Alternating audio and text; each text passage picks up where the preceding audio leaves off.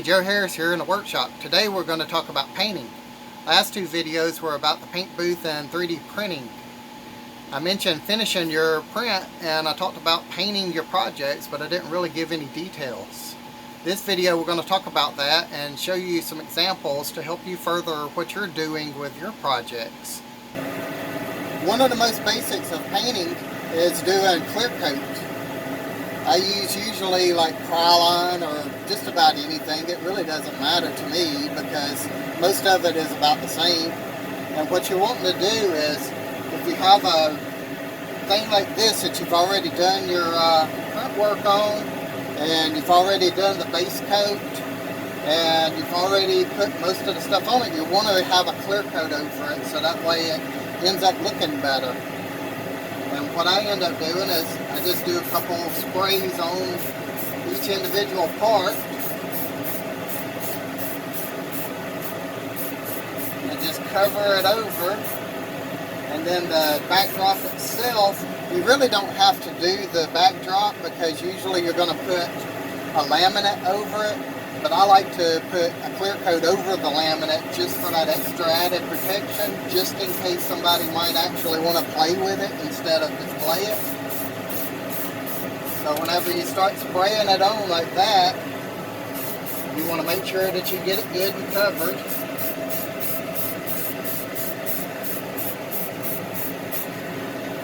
And then just like that, you're done. Once you have it fully covered, it brings out all of the details and makes it look better overall. And it's going to hold up whenever people are setting it up for display, or like I said, if they decide they want to play with it, if it's going to a kid or even an adult collector that wants to play with it. It'll hold up over time, and it'll be a nice product to be able to ship out to your customers if you have customers. I had mentioned the spray paint that I use, and this is just an example of some of the clear coat. And like I said, I'll use Krylon or the Rust-Oleum, and I'll get just about anything though. This is another example here of some that I found that was pretty good and it worked. And as you see, there's a satin and there's a matte and there's a semi-gloss and then more satin and a satin crystal clear. There's all different ways that they say it, but what I generally try to do is stick to matte or satin because you don't want really a gloss coat on most of your stuff, because whenever you're doing this type of work, that gloss coat, it's just, I don't know, to me it just never actually looks like a toy that you would buy from the store. And that's what I always try to stick to, is make it look like something that's going to come from a store. So that way people are more familiar with what they're buying instead of some kind of thing that's glossy and just doesn't really quite look like what they're expecting. And yes, some of the cans here, like this one, has rust on it. What ends up happening is whenever you're outside and you're doing your painting, before I had my paint booth, it got left outside, but the paint inside is still fine, so you can continue to use it. And when you're doing your finishing work on your 3D prints, what you're going to end up wanting to do is have a belt sander or some sandpaper or some files or anything else. I generally recommend a belt sander of some type. This was something that I got from Harbor Freight. And what I generally start with is, you generally have like little webbings and stuff like that, and I'll take like a knife or something just to kind of go over the edges, just to help kind of clean some of the little spider webs up that it ends up printing. Just loose plastic. And then I'll take the sandpaper and just hit the areas with just some light sanding.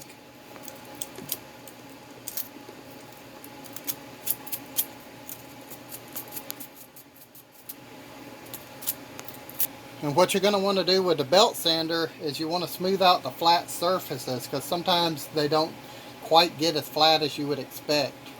So what you do is you take it and you turn your belt sander on and then just start smoothing it. It's pretty much straightforward. Most people's going to know how to do this.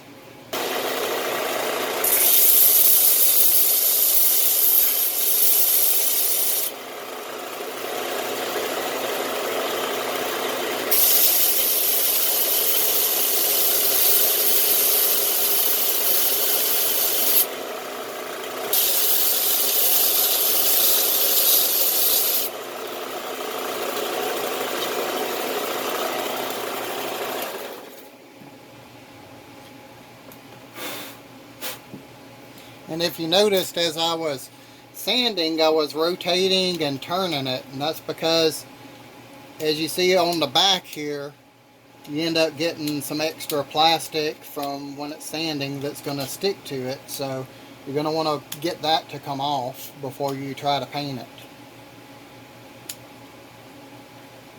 When working with a 3D print, I like to get this stuff called filler primer. And what this does is you can be able to spray it and it gets down into all those lines that you inevitably get whenever you're doing your 3D print. So what you do is you start applying it just like regular spray paint.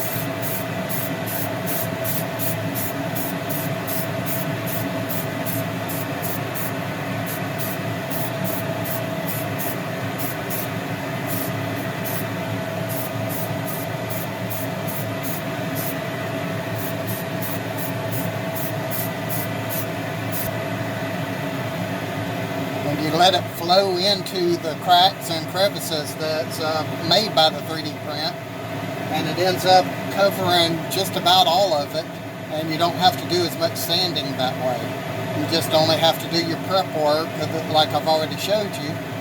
You let this dry and then you can start putting your main color on, and then you'll be finished. This one obviously has already been painted. It's already had the filler primer put on it and the base coat, and then I masked off the areas to be able to get the silver. But once you're done, you have a finished product and it's ready to go. You also have the option of putting stickers on stuff. Depending on what you're doing, you might still have to do some paint. Say this glider here, I had to do the base coat of the bottom in gray, and the figure holder had to be painted black, but the stars and the top half and the side of the fin is stickers. And you have that option to be able to make something look better. And there's also 3D printed pieces that's involved. The little rockets that can fire off and they go right back on. So depending on your project, you may end up wanting to try that option as well. When painting something like action figures, it takes a different approach. When creating something like this figure, I had to go several different ways on approaching it. This was just a fun project, and I used 3D printing to make most of the add-on parts. The base figure was by Boss Fight Studios, but most of all the rest of it was stuff that I created. From 3D add-on parts to little droplets of super glue to create the bumpy skin, and 3D printed seaweed pieces. It takes all types of different approaches to be able to make something like this. And then you have to use a paint wash, which you create by diluting black paint or whatever other color you're going to use with water or alcohol to be able to let it flow into all of the areas to bring the details out. Something like this, you'll start by layering your colors, and you use what's called a dry brush to be able to get the higher details. And then you'll start adding your paint washes like the black, and I put even some gray paint washes into it, and I finally ended up doing the eyes with iridescent, like a greenish yellow color, and all of the details of the body was just black paint wash, and the gun was just painted with some iridescent colors and a little bit of paint wash too. I don't really get too fancy with my brushes. I have just old brushes that I've been using for years, and most of them is kind of beat up and all that, but it still works without any problem.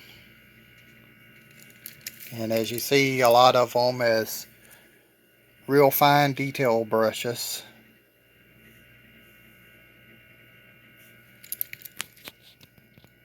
As far as the type of paint that I use, I generally use the Vallejo type of paints, the model colors. And then I'll use a lot of this folk art, which you can get at Hobby Lobby or Michael's and Walmart. I don't really have anything specifically fancy, just acrylic paint is the only thing that you need to use to be able to have it go on the action figure correctly. To give a good idea of how dry brushing works, you get a little bit of paint on your brush and wipe most of it away, and then just barely touch the surface, and you'll start seeing the details slowly come out.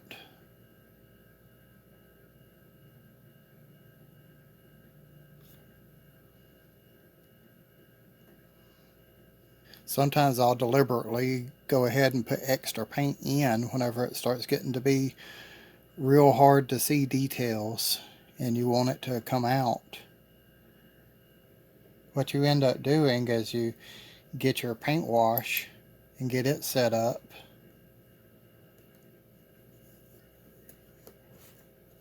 and go back over the area that you just painted,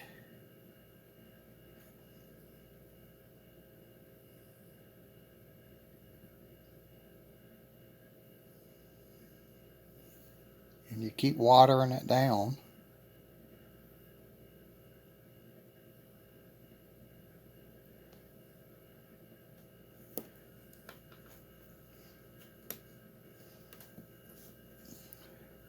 And then you take a cloth and just wipe over it, and you see the details starting to come out on it. And you can always keep going back and forth with your silver and keep adding more detail in, and clean off your brush and add more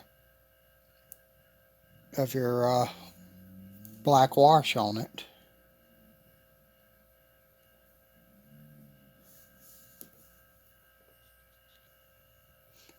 When painting something like these straps on the shoes, I have a little bit of a different approach that I do it. Instead of using a dry brush, I try to have the brush real good and wet, so I can just barely touch and pull the brush across and get each one of the straps painted that way. And when painting inside the area like this, I'll just drag a lot of paint straight into it and fill up any of the areas as good as I can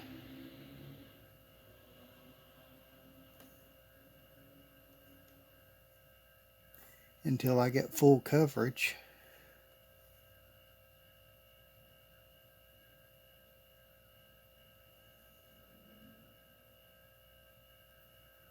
And paint the bottoms of the shoes.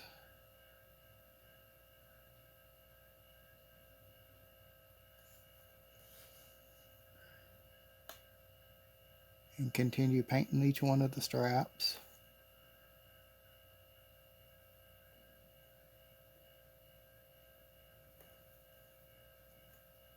And you just continue to barely touch it. And just let the paint do all the work.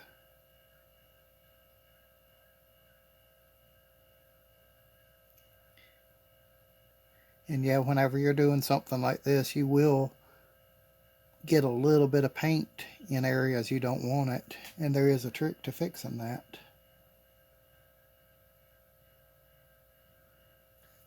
So when you get paint where you don't want it, use an X-Acto knife and just come in and barely touch and pull the paint away.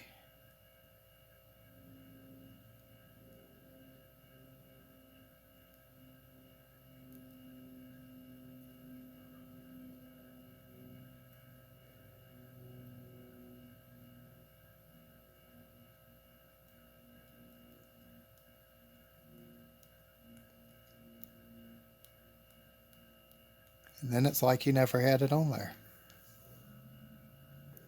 And then you finally end up with something like this, where you have all the details added to it, and same thing with the feet. And as you see, it's got a black paint wash on it to bring out all the details. Some people use pastels to get some of the details brought out on the figure. I haven't really had as much success of it, but just to give a basic idea, this is about what you would end up looking at. And you can wipe it down some more.